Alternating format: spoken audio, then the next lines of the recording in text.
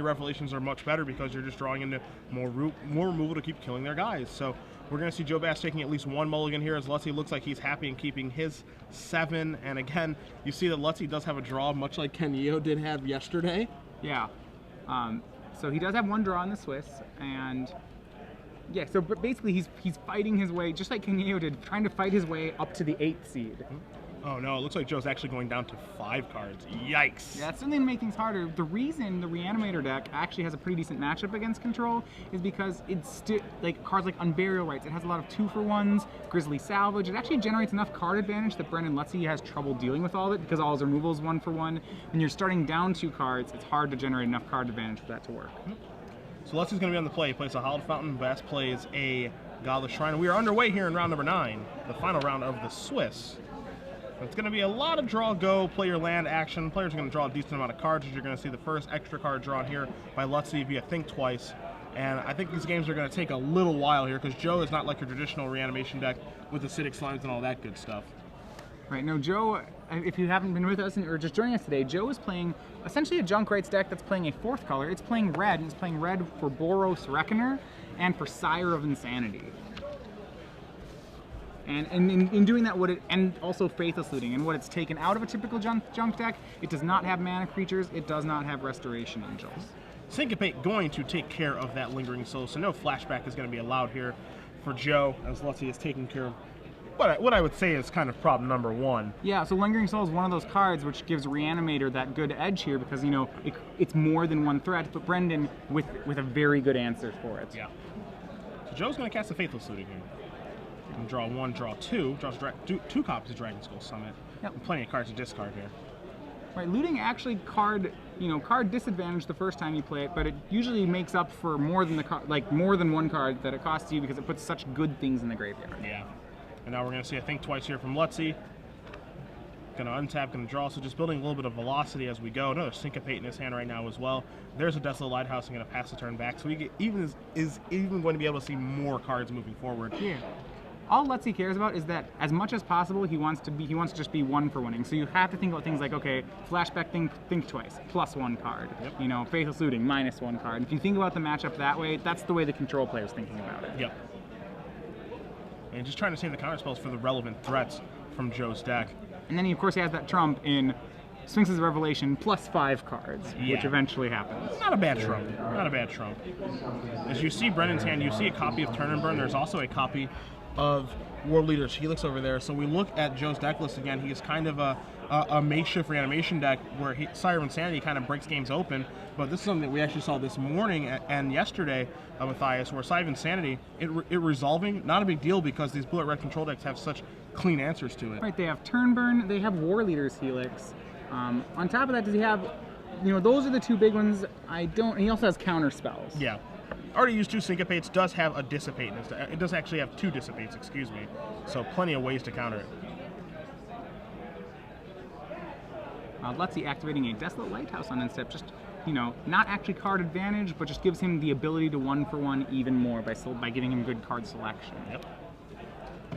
So both players are going to be able to draw and see a lot of cards per game. So, when we get to those sideboarded games, they're actually going to be able to find their sideboarded cards pretty easily, as we're going to see an Unburial Rites here, targeting a Thragtusk. Azorius Charm is going to get cycled. Lutzi's going to get a little deeper into his deck, draws another copy of Azorius Charm.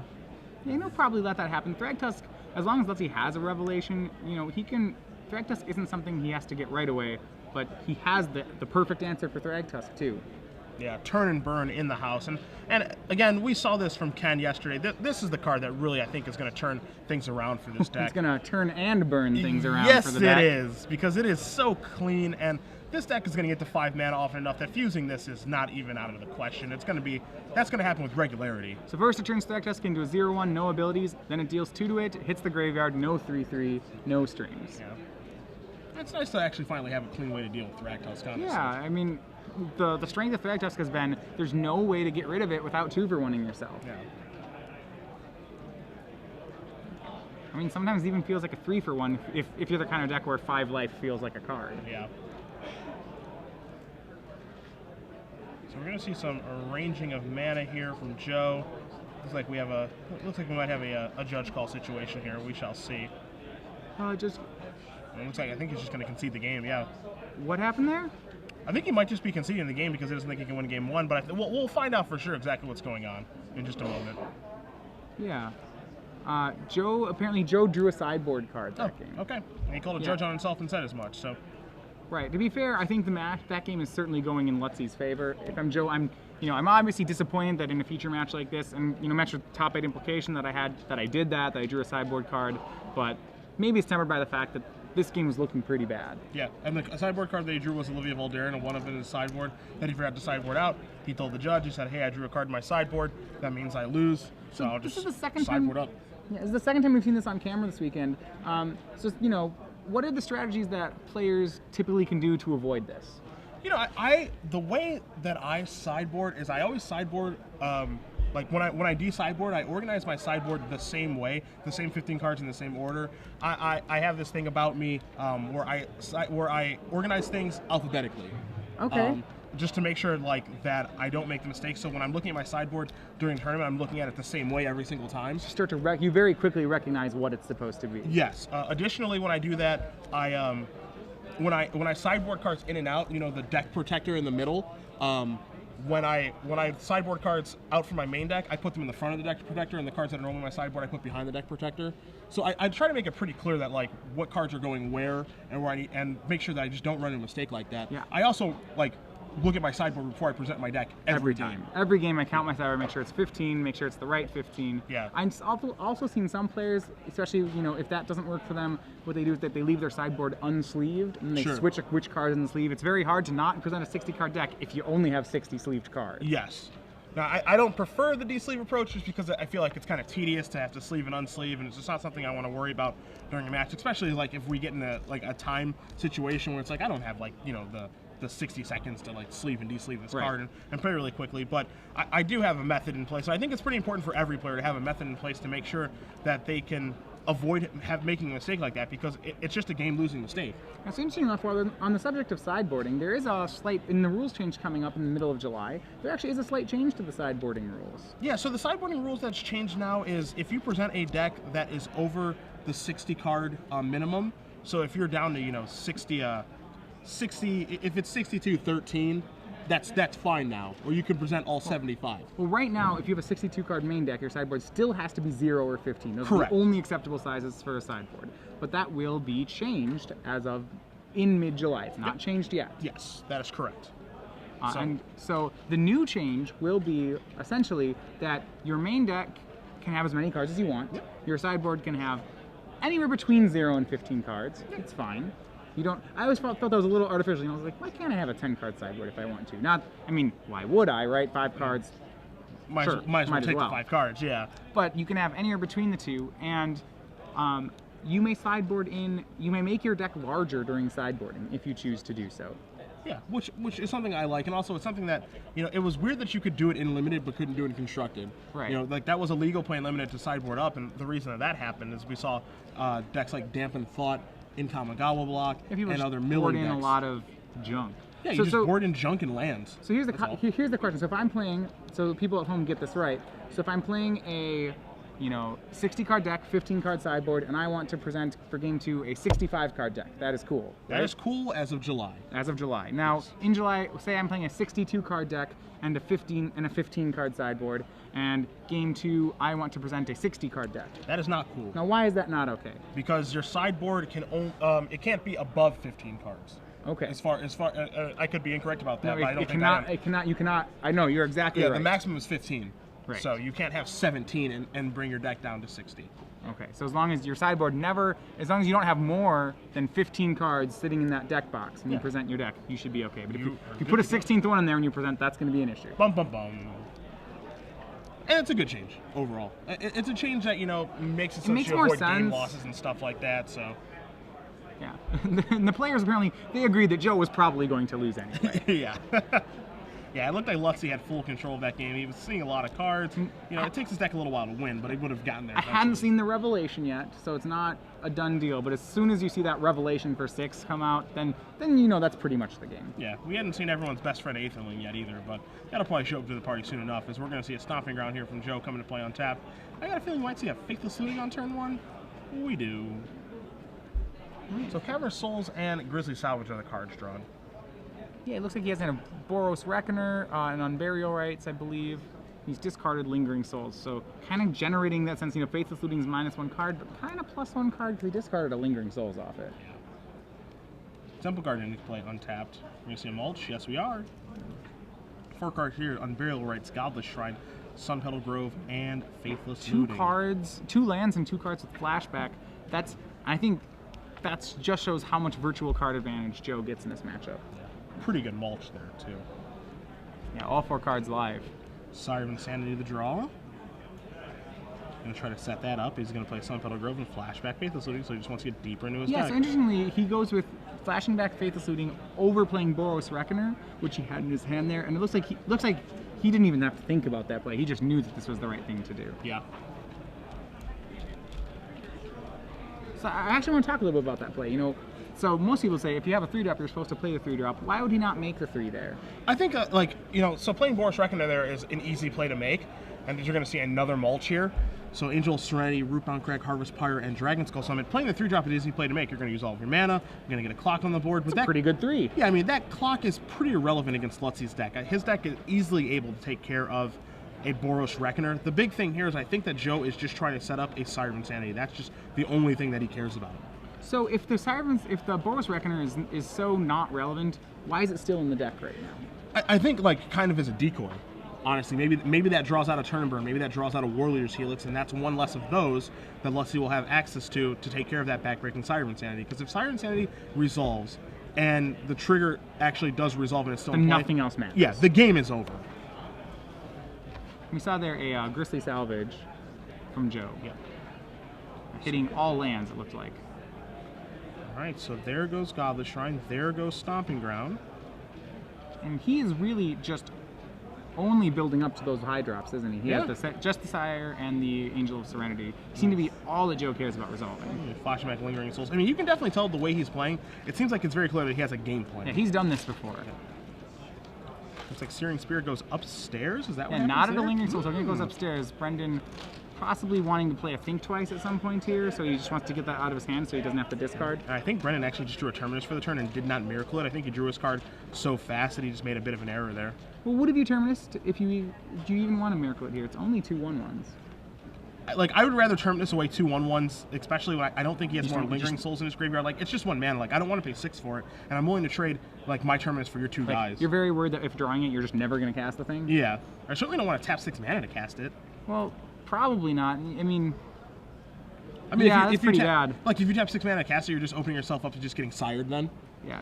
So the shields are down. Joe goes straight for the Sire.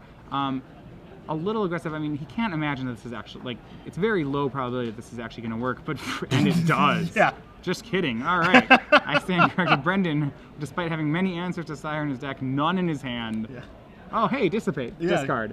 I mean, he did play the Cavernous Souls to get the Sire through. So was counterspell proof. And because he only had 4 mana available too, it was actually War Leader's Helix or bust there, as you're going to see.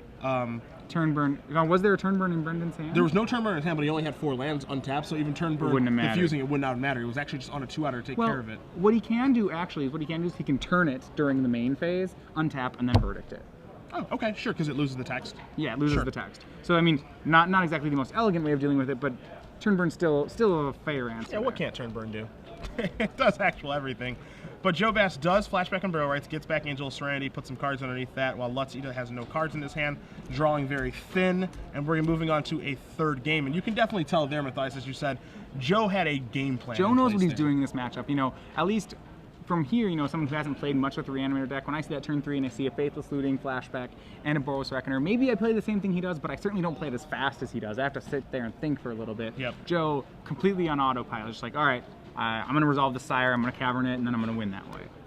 So I think it was clear what he wanted to do was Cavern of Sire, cast it, and then Burial Rights the Sire as many times as possible until it's stuck. Just to keep that thing in play.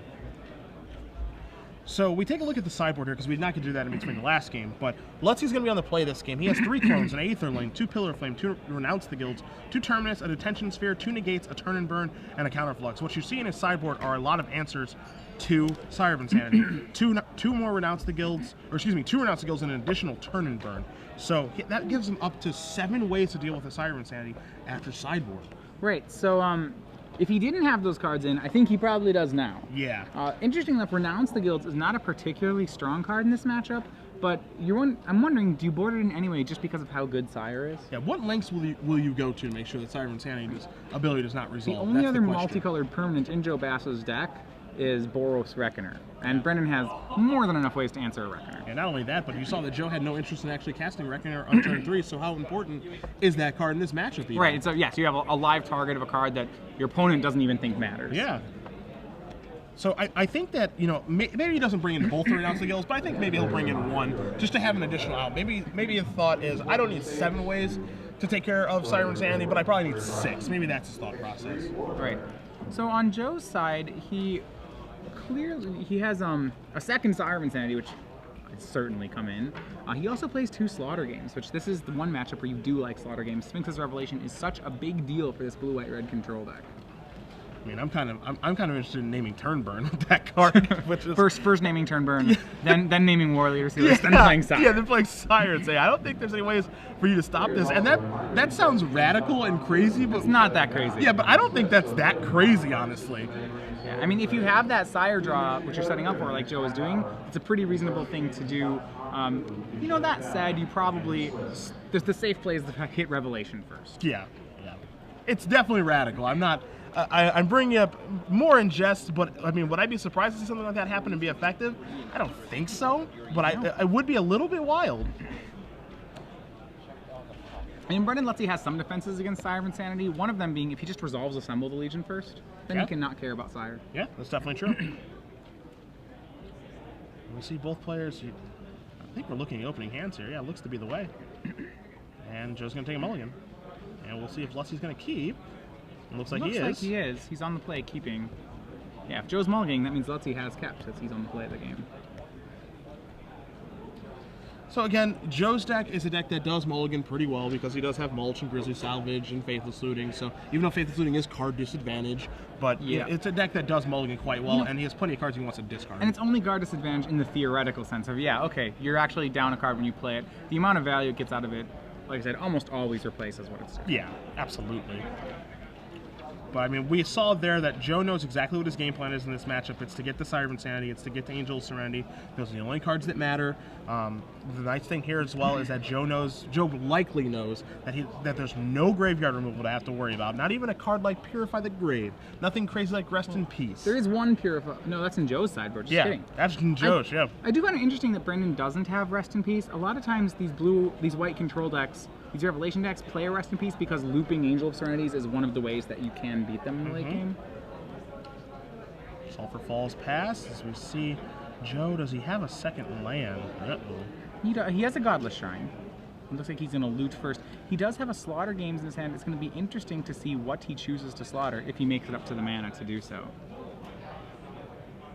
It looks like he only has that second land, so he drew a Faithless Looting. Typically, that's what you discard. I don't think that's what he'll be discarding right now. Yeah, I don't think that in this sequence that's not what he's going to discard. He's going to discard Lingering Souls and a Harvest Pyre, play a Godless Shrine, and pass the turn back.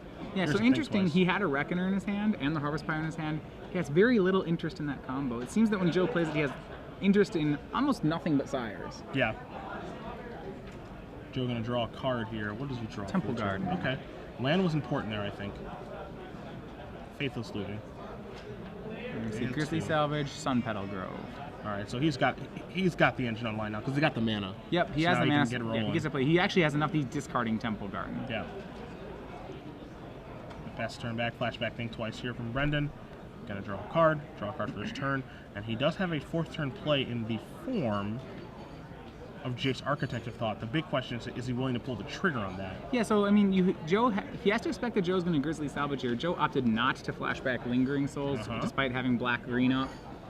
And the tough thing here is, like, the shields are down, but if Joe perfects on a Grizzly Salvage... He can make a Sire. Yeah, he can make a Sire. That has to be so, but it really... I think you're willing to play around that perfect, right? Maybe you don't have to, is what you're saying? So like, I mean, why, it's like why a little, risk it? like it depends on like the contents of your hand. Like if you don't need counter magic, or you don't feel comfortable bluffing counter magic, then that's fine. Like maybe you're comfortable just being a tap out deck.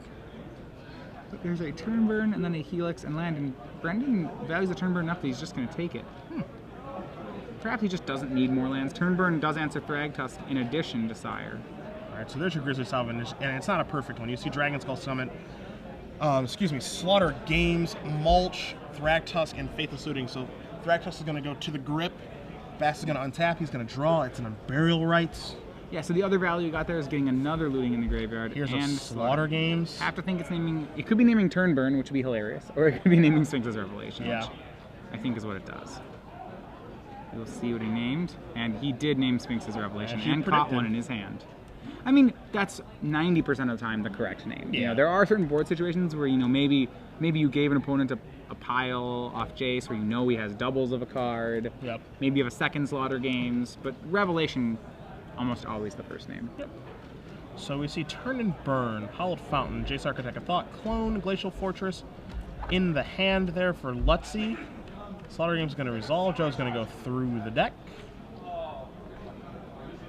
Get the rest of those revs out of here and try to play a more fair game with his opponent. Yeah, remember he wants to make sure he gets all 4 of them. You just have to assume your opponent's playing 4. He got through, only got 3. He's like, no way, there's only 3. We're actually going to check. There are only 3 in his main deck. And there's only 3 in his main and not a 4th in the board, Yeah. so he's only playing 3 Revelations. I'm shocked. Double checking is perfectly fine. I'm a little bit surprised as well. But It looks like he cut a Revelation for a Snapcaster Mage. There were only 2 Snapcaster Mages in Ken's deck. There are 3 here. That makes I don't understand that. I don't know. I've always been of the opinion that, like, I don't know why you're playing less than 4 Revelations, at least in a deck that's so controlling as this. But he does get all 3 of them, so Brenden will have to be forced to make card advantage the hard way, you know, with just Jaces and Think Twices. Terminus to draw for Brenden this turn. Of course, a useless draw at this point in time. Right. Jace's going to move up. If you're Joe here, I feel like you're now hoping to maybe land and assemble the Legion. You feel a little more pressed to actually play a threat, because you know that you can't just bury them in card advantage. Sure. So there's your Faithless Looting at flashback. He draws another Faithless Looting and an Unburial Rights. Seeing this card, looks like he's going for both Unburial Rights into the graveyard. No interest in casting them out of his hand. Yeah, I mean, he knows there's no punishment really for putting him in the graveyard because there is no graveyard here. So Yeah, I mean, he's positive there's no Rest in Peace. Certainly he's playing like there's none. Yeah, I mean, I can say that. He's definitely playing like there's none. Because Jace is going to move on up. Here's a Grizzly Salvage. So to be fair, actually, if he suspects Rest in Peace, I mean, he would also discard the Unburial Rights. So that doesn't... Right? 'Cause Yeah. then they're terrible once the Rest in Peace is in play. And he gets the Sire. And one Sire in hand, 1 Sire in the bin.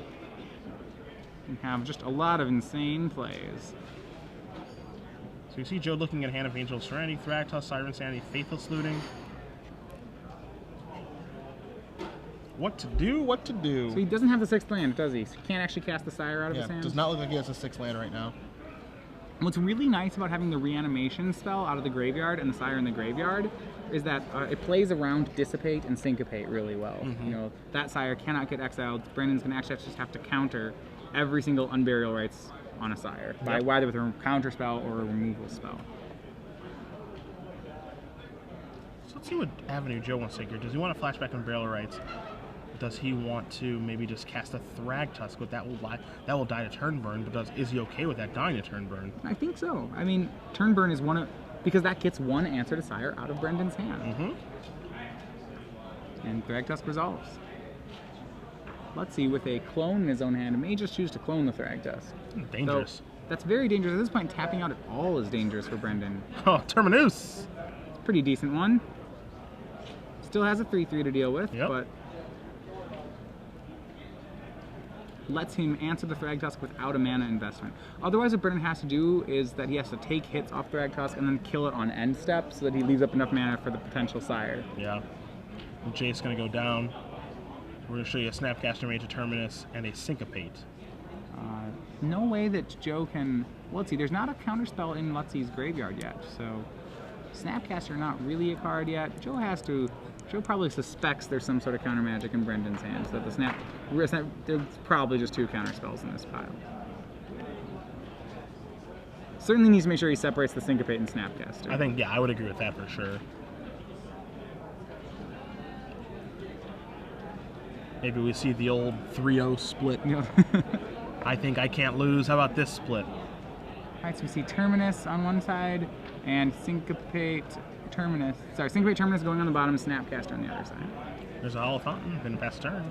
Draw a card. I think the turn starts with that beast getting into Jace. Absolutely. Just want to get that part. Well, because Brenden can't with. tap out to kill it. Yeah. Now Brenden back to 1 card a turn. So that's step 1. So it'll be interesting. When do you think Joe starts? Joe eventually will get on the plan where he's going to try to make Sire of Insanity every turn. And the question is, when does he start doing it? As we're going to see a flashback Faithless Looting. Hit 1, hit 2. All right, there's some lands. He almost certainly wants one of the lands. I don't know if he wants the other one. Yeah, I agree with you. I think he definitely wants one. I mean, what he's really digging for is Cavernous Souls, I think. I think that's the one card that he cares about. He feels no rush to actually play the Sire out of his hand. He wants to just make, he wants to eliminate as many answers as possible that Brenden could have.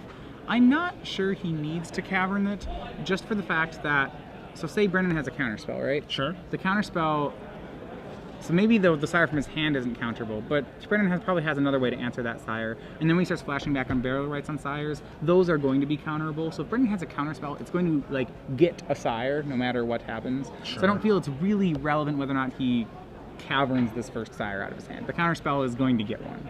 So here's a Jace, and that's moving up. So now he has Dissipate at the ready, but he's representing 3 mana and not 5. Right, now he is vulnerable to Cavernous Souls.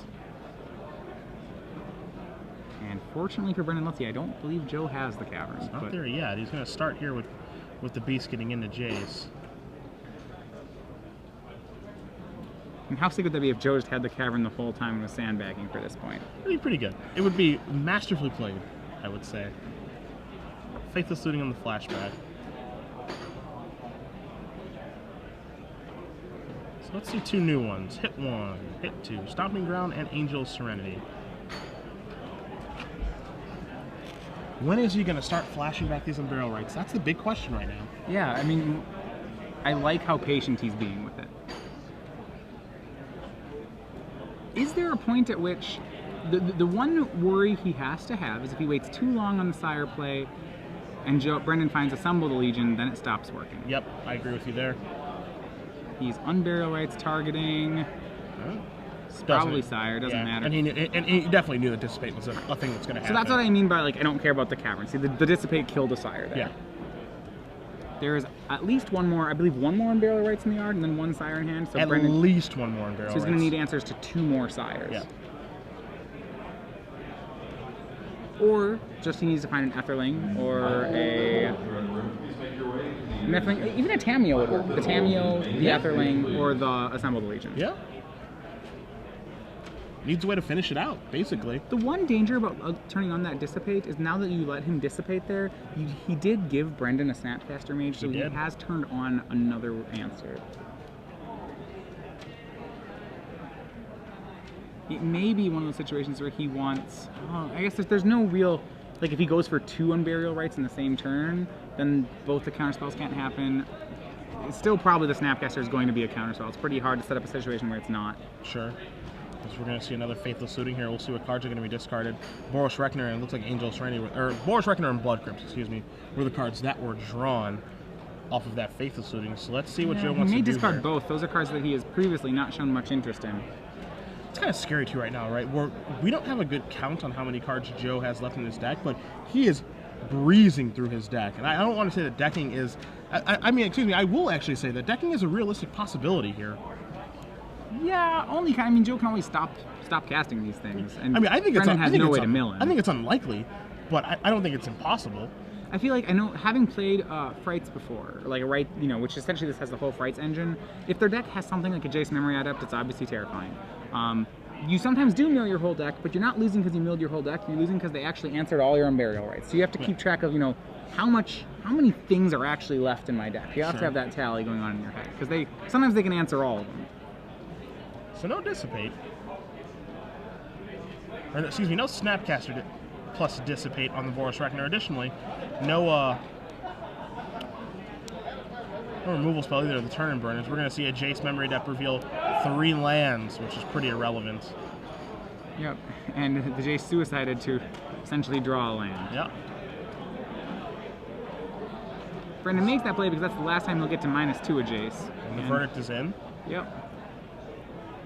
5 mana up for turn and burn being fused. And he has a pair of them. Brenden, having lost a game to that Sire of Insanity, is now very aware that that's how he loses another game. He's pretty conscious not to do so. Yeah. Is he going to go digging again?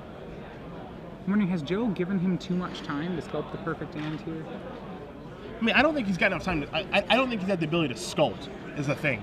Like, he's drawing a card every turn. Like, sculpting would require some Think Twices and, like, some Sphinx's Revelations. I think he's just giving him enough draw steps. Yeah, he's giving enough draw steps, but he needs to start one-for-oneing himself. Like, okay, like, trade with your turn and burn, trade with your turn and burn, you know, and just start to push through his stuff. I almost feel like one of the dangers, Joe, since he's really not casting any threats that's not Sire, like, I don't know how hard it actually is for Lutzi's deck to just, you know, to just save enough answers for all the Sires. Yeah. You know, maybe Joe needs to get him to expend removal spells on other things. Yeah, to me, I feel like what needs to happen for Joe is he just, you know, starts getting those Sires into play. Like, the first one gets turned and burned, the second one gets turned and burned, whatever happens, and then you follow up with the Haymaker that's Angel's Serenity. Yeah. And that's how you try to win the game. I'm a little wary of discarding this other Unburial Rights. I kind of want to see it get cast out of the hand. And I mean, obviously Brenden has the Snapcaster Dissipate to get both halves of it on one spell. But I mean, we're not sure that Brenden would actually play it that way. You know, you maybe conveyed it and get both halves of that being live. And so you saw Joe flashback on Barrel Rights on Sire of Insanity, and it died to turn and burn being fused, which we knew was going to happen. Yeah, Brendan's hand still with another turn burn and a Snapcaster Mage, so 2 more Sire answers. That's as many Sires as Joe can try to make. He has 1 on Burial Rights in the yard and another Sire in his hand. Yep. So he's going to need a different plan. He's going to... He's going to salvage now, too? He's going to mulch? Sure. I'm very interested in how many cards are in that deck. Another Sire into the graveyard. That's 3, right? Yeah, it's 2 in the main and 1 on the board, so that's all of them.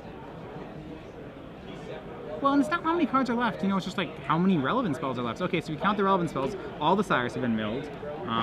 He plays 4 Angel of Serenities, and 1's in his hand, 1's in his yard, I believe. He plays 4 Unburial Rights, 2 are in exile, 1's in the yard, 1's in the deck. Yep. So you kind of keep that checklist going.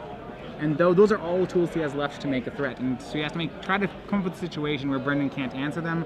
Also, both Slaughter Games already in the graveyard, so he can't use that to rip any of the answers out of Brendan's hand proactively. He definitely needs to present a threat this turn, too, though. And I think now, at this point with Ice, I think he needs to start presenting a threat every turn and get to the point where he can actually start presenting 2 threats a turn. Right, I mean, he should start trying Angel of Serenities fairly soon. I feel like he... at some point here was discarding too many of the threats. You know, you can always discard an Angel, but at some point, you know, it's like, so he has an Unburial Rights in the yard is 1, a Sire in hand is 2, an Angel in hand is 3, the Unburial Rights in the deck is 4, maybe 5. It's like, there are only 5 spells left in Joe's deck that actually matter here. Yep. And so if Brenden has 5 answers, Joe can't win. And this is what we thought can end up happening, right? Where you're going to see another Grizzly Salvage here from Joe. He's going to turn over a Thragtusk, a Mulch, a Salvage, and Unburial Rights, and a Cavern of Souls. But this is why Aetherling is so good. There's numerous reasons why Aetherling is so good, but Blue, White, Red had difficulty closing out games. Now Joe has just been like messing around, manipulating, like salvaging, faithless looting, mulching, doing all of these things, but not really accomplishing anything or setting up this game plan that's going to take a while. And it's like Brenden finally drew his 1 Aetherling. He's like, all right, play this. It's a 3-turn clock for sure. There's no more messing around. Now you actually have to do something. To be fair, we found that there were 5. So that's that last Unburial Rights. Is it possible that Brenden has 5 answers in his deck?